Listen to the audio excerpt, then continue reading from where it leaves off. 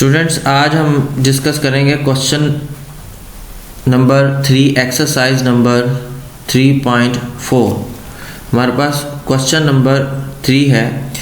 ये लॉन्ग के लिए पूछा जाता है और ये एक इम्पोर्टेंट क्वेश्चन है और इसमें इंटीग्रेशन के साथ साथ एक आध और कॉन्सेप्ट भी डिस्कस किया जाता है हमारे पास सब्स्टिट्यूशन का। तो ये एज अ लॉन्ग क्वेश्चन ये भी, और इसके साथ एक इस तरह की एक एग्जांपल भी है, लेकिन वो कोस के लिए होगी, ये साइन के लिए है, वो कोस के लिए है। आप उस एग्जांपल को भी देख सकते हैं। ये आपके पास लॉन्ग क्वेश्चन में आ जाता है अक्सर। क्वेश्चन है e⁴ax sin bx dx।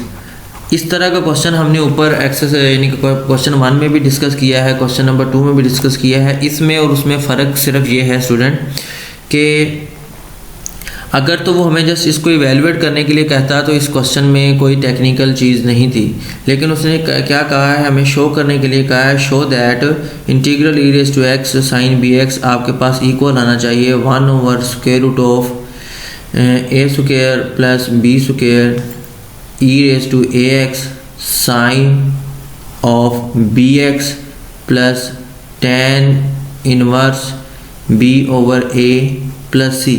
हमें ये रिज़ल्ट प्रूव करना है, तो इसमें एक्स्ट्रा चीज़ सिर्फ यही है कि हम इस रिज़ल्ट को कैसे प्रूव करेंगे। स्टूडेंट्स, सबसे पहले हम क्वेश्चन के सॉल्यूशन की तरफ मूव करते हैं। तो जैसे मैंने लास्ट भी बताया था कि जब भी एक्सपोनेंशियल फंक्शन और ट्रिग्नोमेट्रिक फंक्शन आपके पास इकट्ठे आ जाएं तो आपने उसको i के इक्वल ऐड कर लेना है और उसको फिर इवेलुएट करने के लिए मूव करना है।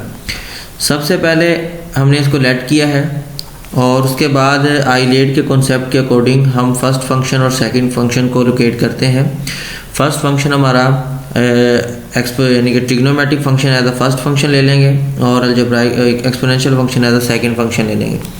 और मैंने ये भी कहा था कि इन दोनों फंक्शन के केसेस में ज़रूरी नहीं है कि आप ट्रिग्नोमेट्रिक को फर्स्ट और एक्सपोनेंशियल को सेकंड लें, आप इनकी पोजीशंस चेंज भी कर सकते हैं, लेकिन हम रूल को ही फॉलो करते हुए मूव करेंगे। मेरे पास आ गया sine bx as a first function and g(x) is equal to e⁴x as a second function. First function के डेरिवेटिव की हमें नीड होती है, तो वो मेरे पास आ जाएगा cos bx और इसके एंगल का डेरिवेटिव b है जो मैंने शुरू में यहाँ पर मेंशन कर दिया। ठीक हो गया। और इसी तरह इंटीग्रेशन ऑफ सेकंड फंक्शन हमारे पास आएगी dx और इसको हम लिखेंगे इंटीग्रेशन ऑफ ax dx। तो इंटीग्रेट करेंगे तो यहाँ पर एक्सपोनेंशियल फंक्शन की इंटीग्रेशन एक्सपोनेंशियल फंक्शन ही आ जाएगा और उसकी पावर के डेरिवेटिव से हम डिवाइड कर देंगे। यहाँ पर लिखेंगे नाउ यूजिंग इंटीग्रेशन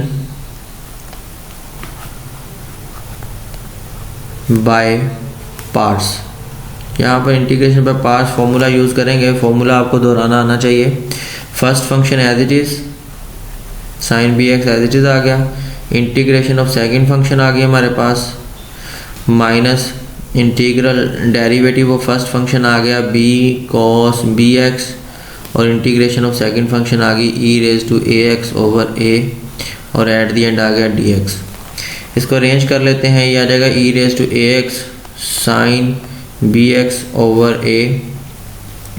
यहाँ पर b/a as a constant common आ जाएगा और इंटीग्रल आ जाएगा e⁴ax cos bx and dx। यहाँ पर अगेन हमारे पास दो फंक्शन आ चुके हैं, इसको हम अगेन करेंगे integration by parts. Again integration by parts. तो अगेन इंटीग्रेशन बाय पार्ट्स में हम देखते हैं कि हमने सिर्फ इस b/a से आगे वाली वैल्यू की इंटीग्रेट बाय पार्ट करना है, बाकी सारी चीज़ें हमारी एज इट इज़ आएंगी। e⁴ax sin bx over a minus b/a के बाद मैं ब्रैकेट का यूज़ करूँगा और इंटीग्रेशन बाय पार्ट्स अप्लाई करूँगा। फर्स्ट फंक्शन मेरे पास cos bx होगा, वो ऐसे आ जाएगा और इंटीग्रेशन ऑफ सेकंड फंक्शन मेरे पास e⁴ax ओवर a आ जाएगी। उसके बाद माइनस इंटीग्रल्स का साइन आ जाएगा। डेरिवेटिव ऑफ फर्स्ट फंक्शन जब लेंगे तो cos का डेरिवेटिव नेगेटिव साइन होता है, तो यहाँ पर नेगेटिव b sin bx आ जाएगा और फर्स्ट फंक्शन की integration e⁴ax over a as it is आ जाएगी और एंड पे dx आ जाएगा और ब्रैकेट हम क्लोज कर लेंगे। नेक्स्ट हमारे पास इसको अरेंज करके लिखते हैं E raise to A X sine B X over A minus B over A, और यहाँ पर आ जाएगा E raise to A X cos B X over A minus minus यहाँ पर हो जाएगा प्लस, और b over a as a constant again common आ जाएगा, और यहाँ पर आ जाएगा हमारे पास e raise to A X sine B X D X, और ये ब्रैकेट क्लोज हो जाएगी।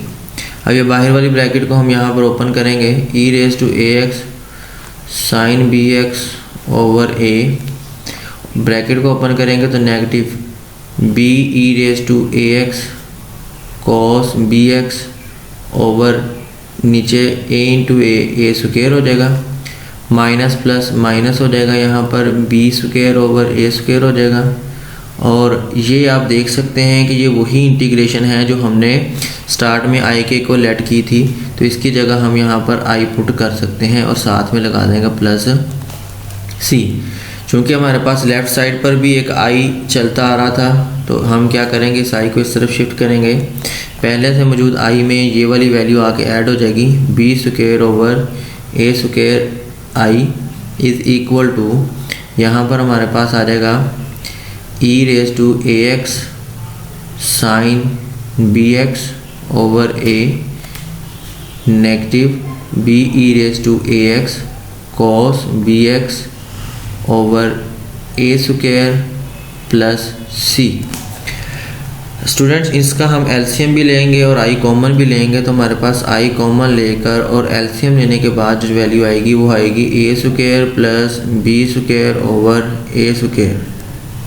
एलसीएम लेंगे क्योंकि यहाँ पर आ जाएगा 1 आई की जगह, तो A square into 1 A square plus B square over A square हो जाएगा, और इक्वल टू हमारे पास इन टर्म में से आप क्या कॉमन ले सकते हैं, आप ले सकते हैं b ओवर ए स्क्वायर। ये याद रखना है कि आपने यहाँ से कॉमन भी इसी फॉर्म में लेना है, 1 ओवर ए स्क्वायर, बल्कि आप कॉमन लेना है simply. E raise to A X तो कॉमन आ ही रहा है, और साथ में डिनोमिनेटर में ए स्क्वायर कॉमन ले लें। मैं उसकी रीज़न आपको बताता हूँ। इधर चूँकि a नहीं था तो हमने कॉमन ए स्क्वायर लिया है, तो जो रिमेनिंग a है वो इस तरह साइन के साथ मल्टीप्लाई हो जाएगा, a साइन बी एक्स हो जाएगा, और यहाँ से minus b cos B X हो जाएगा, और एट दी एंड आ जाएगा प्लस c।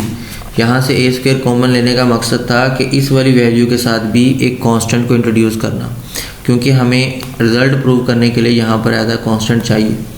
ये हम ए स्क्वायर से यहाँ से कैंसिल कर सकते हैं, तो हमारे पास i इज़ इक्वल टू आ जाएगा E raise to A X. ये A square plus B square दूसरी साइड पे शिफ्ट करते हैं, ये आ जाएगा A square plus B square, और हमारे पास क्वेश्चन में आ गया A sine B X minus B cos B X plus C.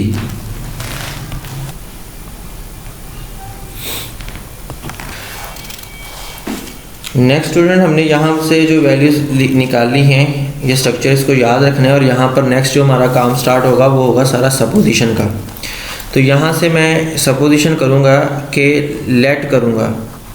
Late क्या करना है वो दोबारा से देख लें आप लोग कि हमने यहाँ पर साइन अल्फ़ा प्लस बीटा का फार्मूला बनाना है, साइन अल्फ़ा प्लस बीटा का। तो उसके लिए याद रखें कि तब बनेगा कि जब साइन वाली वैल्यू के साथ वाला जो कांस्टेंट है उसकी जगह कोस आ जाए, और कोस वैल्यू के साथ जो कांस्टेंट है उसकी जगह आ जाए साइन, क्योंकि साइन अल्फ़ा प्लस बीटा के फार्मूला में क्या होता है, sine alpha cos beta minus cos alpha sine beta. यहाँ पर जब हमने ये स्ट्रक्चर कंप्लीट करना है तो हमने ये इस तरह का फार्मूला जनरेट कर लेना है।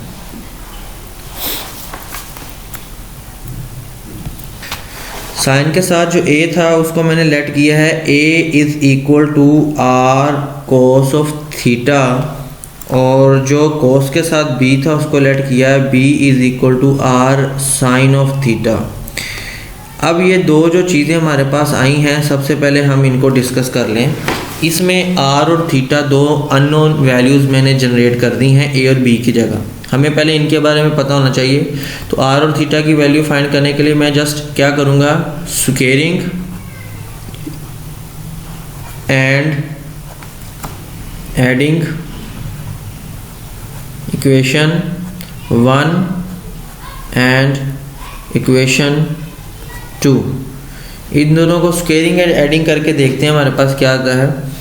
लेफ़्ट साइड का स्क्वेयर लिया और ऐड किया सेकंड इक्वेशन की लेफ़्ट साइड के स्क्वेयर के साथ, इक्वल टू राइट साइड का स्क्वेयर ऐड कर दिया राइट साइड के स्क्वेयर में, दोनों इक्वेशन के। यहाँ से आप देखें आर स्क्वेयर कॉमन लेंगे तो ये cos square theta plus sine square theta बनेगा, जो याद होगा स्टूडेंट्स आप लोगों को कि ये आइडेंटिटी के इक्वल होता है और वो आप लोगों के पास किसके इक्वल होती है, 1 के। तो ए स्क्वेयर प्लस बी स्क्वेयर आपके पास आर स्क्वेयर के इक्वल आ चुके हैं। तो ये आर की वैल्यू है, और अगर आप सिंपली आर की वैल्यू निकालना चाहते हैं तो आर आपके पास आ जाएगा square root of A square plus B square. ये तो हमने आर की वैल्यू फाइंड कर ली कि हमारा आर का स्ट्रक्चर कैसा होगा in term of A and B. Second हम यहाँ पर क्या सॉल्व कर रहे हैं, थीटा की वैल्यू के लिए मैंने क्या लिखा, डिवाइडिंग इक्वेशन 2 बाय इक्वेशन 1। ऐसा मैंने क्यों किया वो भी सुन लें। हमें रिजल्ट जो प्रूव करना है उसमें हमें चाहिए tan का स्ट्रक्चर। तो tan तभी बनेगा जब साइन ऊपर होगा और cos उसके डिवाइज़र में होगा, डिनोमिनेटर में होगा। तो साइन ओवर cos हमारे पास tan लाने के लिए मैंने इक्वेशन 2 पहले लिखी, बी आर साइन थीटा। इसको जब मैंने डिवाइड किया इक्वेशन 1 से, तो इक्वेशन 1 में इधर लेफ्ट साइड पर a आ जाएगा और राइट साइड पर मेरे पास r cos ऑफ थीटा आ जाएगा। r को मैं r से कैंसिल करूँगा तो b ओवर a मेरे पास आ जाएगा tan ऑफ थीटा। तो जिसको मैं अरेंज करके लिख सकता हूँ, theta is equal to tan inverse b over a। जी ये वो नया काम था जो हमने इस क्वेश्चन को प्रूव करने के लिए करना था और जो हम इवेल्युएट कर चुके हैं। अब ये जो दो वैल्यूज़ आई हैं इनको हमने जस्ट इस इक्वेशन को अगर कोई नंबर दे दें इक्वेशन a का, तो हम इस इक्वेशन a में सब्स्टिट्यूट करेंगे इन दोनों को। ये जो हमारे पास दो टर्म्स आ चुकी हैं, इसको मैंने इस जो प्रीवियस इक्वेशन थी जिसको मैंने इक्वेशन a का नंबर दिया है, इसमें हम सब्स्टिट्यूट करेंगे a b की जगह और a square plus b square की जगह। तो देखें इसमें मैंने क्या किया है, मैंने लिखा put the values of theta and R in equation a। तो इक्वेशन a में लिख रहा हूँ वो है i is equal to e raise to A X over A square plus B square था नीचे, उसकी जगह मैंने लिख दिया आर स्क्वायर, और ब्रैकेट के अंदर यहाँ पर आ रहा था मेरे पास, ये मैं आपके सामने ऊपर मेंशन भी कर देता हूँ ताकि आपको सब्स्टिट्यूशन आसान हो, कि इसकी जगह मैंने आर स्क्वायर लिखा है और आगे a की जगह मैंने लिखूँगा R cos theta sine B X, और माइनस b की जगह मैं लिखूँगा r साइन थीटा और साथ में आ जाएगा कोस बी एक्स और ब्रैकेट क्लोज प्लस c। इनको एक स्टेप में अरेंज कर लेते हैं, ऊपर से r कॉमन ले लेंगे, ऊपर से r कॉमन लेंगे तो r e a x over r square हो जाएगा, और यहाँ पर इसको अरेंज करके लिखेंगे sine B X cos theta minus cos B X sine theta plus c। r को r से कैंसिल किया तो मेरे पास e raise to A X के डिनोमिनेटर में क्या आ गया है, r की वैल्यू हमारे पास क्या थी, square root A square plus B square. ये मैंने फाइंड की हुई है r की value, square root A square plus B square, ये मेरे पास r की वैल्यू थी। तो यहाँ पर मैंने sine B X cos theta को क्लोज किया तो वो आ गया साइन बी एक्स माइनस, और एंगल दूसरा क्या था थीटा, ये आ जाएगा थीटा। हमारे पास ये alpha plus alpha minus beta का फार्मूला यूज़ हुआ है, जो sine alpha cos beta minus cos alpha sine beta था।